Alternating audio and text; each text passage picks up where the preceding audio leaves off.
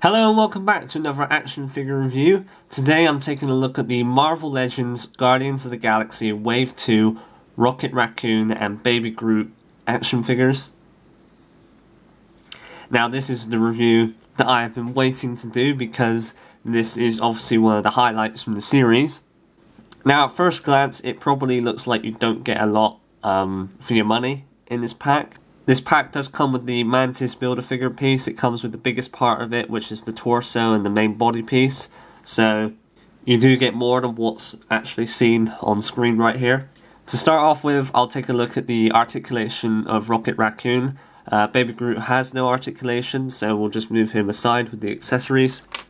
Now, Rocket Raccoon, the head can do a 360, and it can also come off. The arms are ball jointed, so they can move up and out. It moves at the elbows. The wrists can do a 360.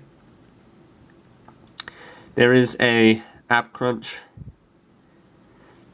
The legs can go out and out to the side. Thigh can do a 360.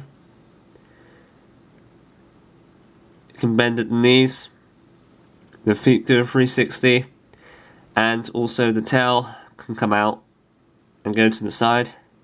So for such a small figure, he has quite a bit of articulation, a lot more than his 2014 version, which had literally no leg articulation and the tail didn't come out and the head can barely turn. Taking a look at the detail, as you can see, the head sculpt looks really nice. It's really well done. The paint applications on it are perfect. The fur is sculpted really nicely as well. Looking at the torso, his outfit is sculpted really nicely. And it's got some nice paint applications in the blue.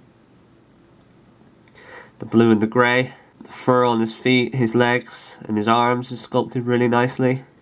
Looking at the back of his costume. It's all sculpted and painted really nicely. And his tail is really nicely done as well. Taking a look at the other head sculpt with the open mouth, as you can see this is sculpted really nicely and the paint applications are done really well. And I think most people will be displaying him with this head because it's more Rocket Raccoon style. So the mouths look like they have articulation, they can move up and down, but they don't. Instead, that's why you get two heads, one with the open mouth, one with the closed. It's really nice that they did this because the original only came with the one head with the closed mouth, and it didn't really seem like Rocket Raccoon. This screaming one or laughing one looks a lot better and a lot more suitable to the character. Other accessories it comes with are the pistols. I won't take them out of the hand, but these are really nice accessories. A lot better than the gun he came with last time, which was massive. It was bigger than him. He only used it a few times in the first film, and he could barely hold it, and when he did manage to hold it, it was so heavy at one end that it made him fall over.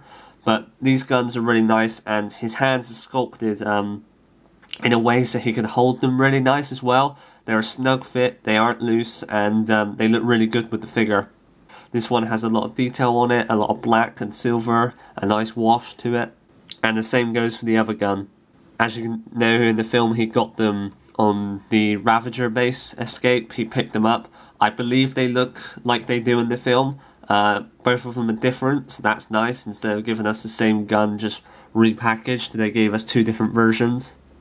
Now, comparing him to the 2014 movie Rocket Raccoon version, you can see that the new figure is, again, far superior. A lot like the other figures in this line, it's so much better in every way. The articulation, the detail, the paint applications, everything just is a lot better. As you can see, the old one doesn't have a lot of articulation. It's stuck in kind of like a funny pose.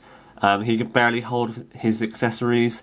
The head doesn't look that great, and you only get the one version, and it's quite a neutral face expression. The only difference being is the old one is slightly bigger than the new one. It's slightly smaller. And just for a scale comparison, here he is next to the Star-Lord. He does look a lot smaller on camera than he does in person, but it is a good scale. I think it suits the character, and it matches the other figures in this line. Now the other, well, I guess not an accessory, the other figure in this package is Baby Groot. One downside that I have to this figure is that it's a pain to stand up. It took me ages just to get him to stand up here for the shot, and he's probably going to fall over in a minute. But yeah, this figure is very, very tiny. Because it's so tiny, it obviously has no articulation. It's just a static figure. But the detail on it for the scale is really, really good. It's really nicely done. This figure obviously comes in the red jumpsuit, the red Ravager outfit, and it looks really nice. There's not a whole lot to say about this figure. The amount of detail on it makes up for no articulation, but obviously a figure this small, articulation just would not work at all. And here for the comparison, it's him next to the other Baby Groot figures. As you can see, he's in scale. In person, he looks slightly smaller than the normal Baby Groot on the right. I think that's because in the Ravager outfit, he's slightly slunched over because he's not happy to be in the outfit.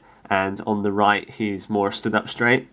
The scale does look a bit different, and the paint applications are different as well. The one in this pack is slightly darker, whereas the one on the right, he's a lighter colour.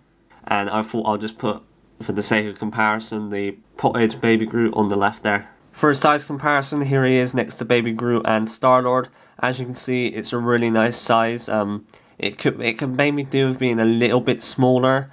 It's just if you lift it up to like Rocket's shoulder, he should be able to just be the size of his head. He's a little bit too big for that. Next to Star-Lord's boot, he looks a tiny bit too big, but obviously the figure is small enough. So that's it for this review, guys. I highly recommend this figure. Again, this Rocket Raccoon is so much better than the last movie Rocket Raccoon figure we got.